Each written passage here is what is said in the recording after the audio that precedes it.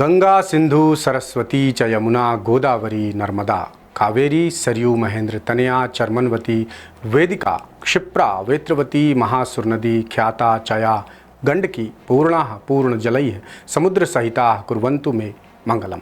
अर्थात गंगा सिंधु सरस्वती यमुना गोदावरी नर्मदा कावेरी सरयू महेंद्र तनया चर्मनवती वेदिका क्षिप्रा वेत्रवती महासुर नदी और गंडकी नदियाँ सभी जल से परिपूर्ण नदियाँ समुद्र सहित हमारा कल्याण करें। ये श्लोक अक्सर हमने अपने घरों पर स्नान के वक्त ज़रूर सुना होगा। मैं तो आज भी सुनता हूँ और पढ़ता भी हूँ। हमारे दादा दादी, नाना नानी, माता पिता और ना जाने हमारे कितने सारे बुजुर्गवार से हमने ये श्लोक कई बार सुना होगा, जिसमें भारत की पावन नदियों की महत्ता बताई गई है। साथ ही ये भी बताया गया है कि नदियाँ ना केवल मनुष्य बल्कि संसार के सभी प्राणियों के लिए कितनी ज़रूरी हैं। इसी महत्व और ज़रूरत को समझते हुए मध्य प्रदेश की मोहन सरकार ने हर छोटी बड़ी नदियों और भूगर्भीय जल स्रोतों को बचाने का पवित्र संकल्प लिया है, जिसके लिए वीर भारत न्यास संस्कृति विभाग एक ऐसा अभियान चला रहा है जिसका नाम है सदा नीरा। सदा नीरा यानी हमेशा बहने वाली नदी, वो नदी जो कभी नहीं सूखती।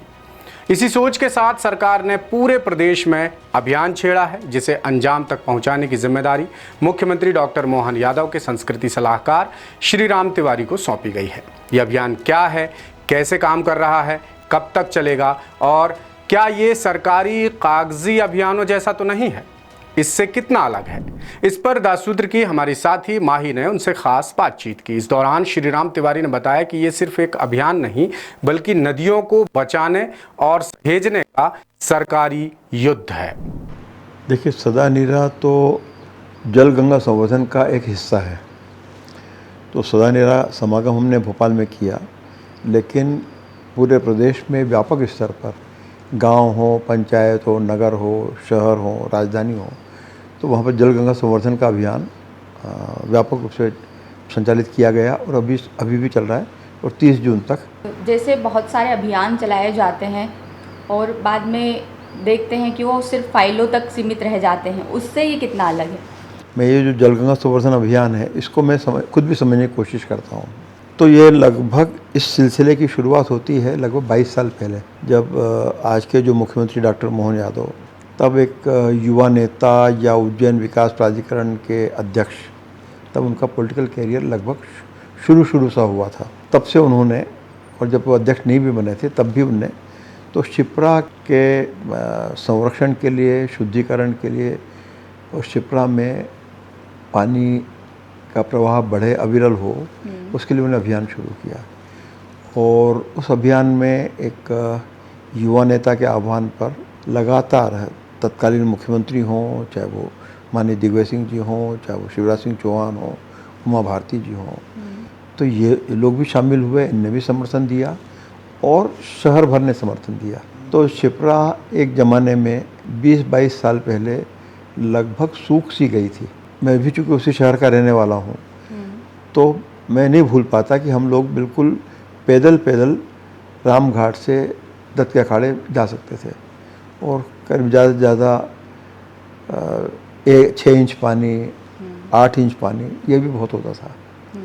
तो जिस शिप्रा ने उज्जैन को जीवन दिया, हजारों साल से उज्जैन के जो नागरिक हैं या जीव जंतु हैं, प्रकृति है, सब ने उसके किनारे से, उसके पानी से अपने आप को अभिसिंचित किया। वो शिप्रा सूखते हुए तकलीफ होती थी, लेकिन जाहिर है कि ये मुख्यमंत्री का एक सपना था, एक युवा नेता का सपना था, उन्होंने उसको सिलसिले को चालू किया। और जो जल गंगा संवर्धन अभियान है, तो ये एक तरह से जो शिप्रा तीर्थ परिक्रमा का जो सिस्टम उन्होंने चालू किया था, परंपरा चालू की थी, ये एक तरह का उसका गंभीर विस्तार है। पहले वो उज्जैन की केवल चिंता हो रही थी, लेकिन अब चूंकि वो प्रदेश के भी मुखिया हैं, तो प्रदेश की जो नदियां हैं, प्रदेश की जो जल संरचनाएँ हैं, जलाशय हैं, झरने हैं, भूगर्भीय जल है, उसकी भी उन्होंने चिंता करना शुरू किया और उसके परिणाम भी हमारे सामने देखने में आ रहे हैं।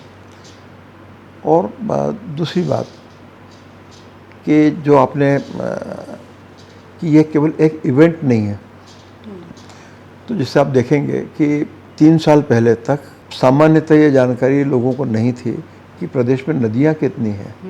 माननीय प्रधानमंत्री हों चाहे वो माननीय मुख्यमंत्री हों, तो इन्होंने नदियों का मायका हवा में नहीं कहा था, मध्य प्रदेश को। लेकिन दुर्भाग्य की बात है कि प्रदेश के लोगों को नहीं पता है कि हमारे कितनी नदियाँ हैं। तो लगभग जो सर्वेक्षण किए और उसको लेकर वीर भारत न्यास ने विज्ञान एवं प्रौद्योगिकी परिषद के साथ मिलकर कुछ किताबों का प्रकाशन भी किया है। तो लगभग 10 किलोमीटर से लेकर 25 किलोमीटर तक की जो नदियां हैं वो लगभग 750 के आसपास हैं, और जो 25 किलोमीटर या उससे ज़्यादा की जो नदियां हैं वो लगभग 250 के आसपास हैं। तो 1100 से ज़्यादा नदियां हैं, और सबसे बड़ी नदी जैसे हम सब जानते हैं नर्मदा है, लगभग 1350 किलोमीटर का उसका विस्तार है। शिप्रा का विस्तार कहाँ वो सिमट के रहेगा, तो अभी भी जो है कुछ जो जगह है, कुछ हिस्सा है जो सूखा हुआ था, जहाँ पर लोगों ने आवागमन के ट्रैक बना लिए। तो जब ये जलगंगा संवर्धन अभियान को लेकर जब विचार चल रहा था, तब 2 तरह के थ्रेट थे, 2 तरह की खतरनाक सूचनाएं हमारे पास थीं।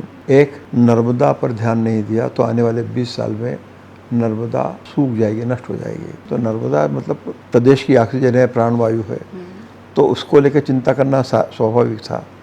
दूसरा, लगभग वही वक्त था जब अखबारों के जरिए ही ये सूचना थी कि गुड़गांव में भी नदियां ख़त्म करके उस शहर को बना दिया गया है, नदियां गायब हैं।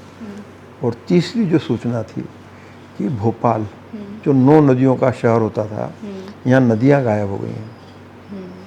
तो ये सब जलगंगा संवर्धन अभियान की जो एक तरह से विचारों की जो पृष्ठभूमि रही होगी, मैं उसकी बात कर रहा हूँ।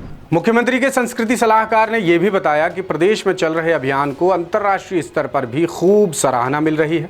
हाल ही में राजधानी भोपाल में आयोजित सदा नीरा समागम में 6 देशों के राजनयिकों ने प्रदेश के जल संरक्षण मॉडल की पुरजोर सराहना की और ये मॉडल अपने देशों में लागू करने में रुचि दिखाई।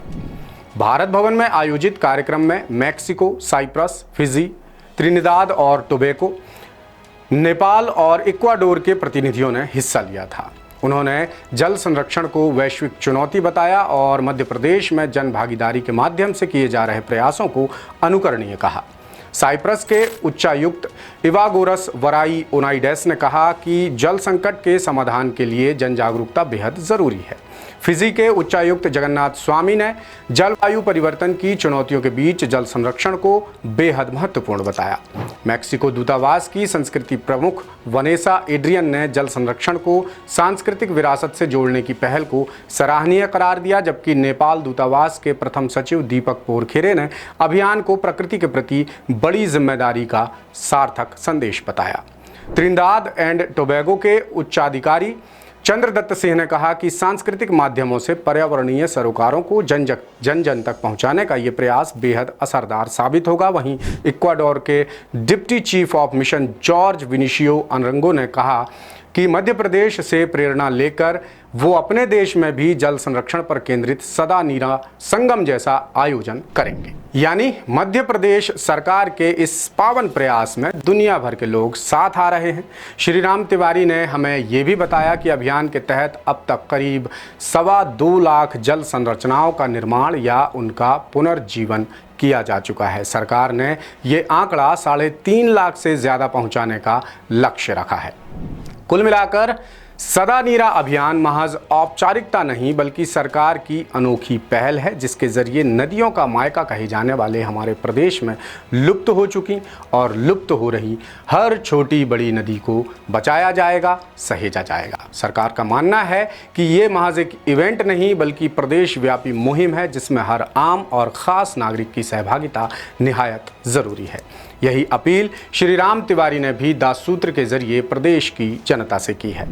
उनके मुताबिक हम सौभाग्यशाली हैं कि उस प्रदेश में रहते हैं जहां छोटी बड़ी मिलाकर करीब 1100 नदियां बहती थीं, जिनमें से कई नदियां आज अपने अस्तित्व की लड़ाई लड़ रही हैं और इन्हें बचाने की जिम्मेदारी हम सबकी है। तो ये रही मोहन सरकार के बेहद महत्वाकांक्षी प्रोजेक्ट सदा नीरा पर केंद्रित दासूत्र की खास रिपोर्ट की पहली कड़ी। अगली कड़ियों में हम प्रदेश में बहने वाली नदियों की स्थिति के बारे में जानेंगे। बने रहिए दासूत्र के साथ। लेटेस्ट, इन्वेस्टिगेटिव और इन डेप्थ खबरें देखने के लिए ज्वाइन कीजिए दासूत्र का व्हाट्सएप चैनल, सब्सक्राइब कीजिए यूट्यूब चैनल, लाइक कीजिए फेसबुक पेज और पढ़ते रहिए www.dasootra.com।